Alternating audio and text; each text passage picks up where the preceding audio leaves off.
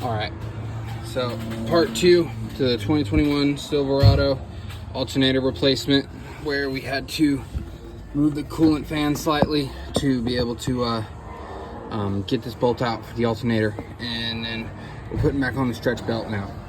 So what I did for it, I didn't have a specialty tool that would work.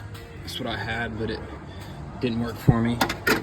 So I put it on the alternator, or the generator, the idler, the water pump, and started it on the right hand side of this crank pulley.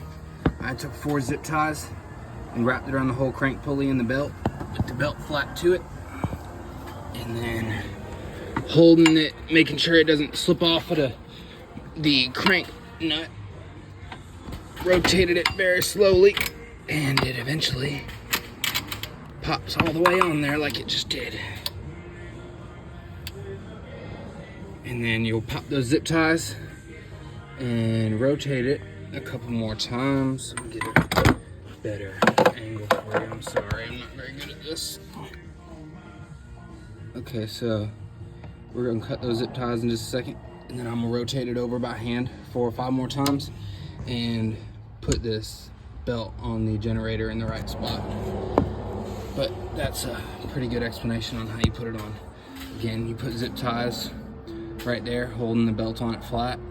Put it on the idler, the water pump, and the generator first, and rotate it over slowly by hand, and it'll slowly get on there.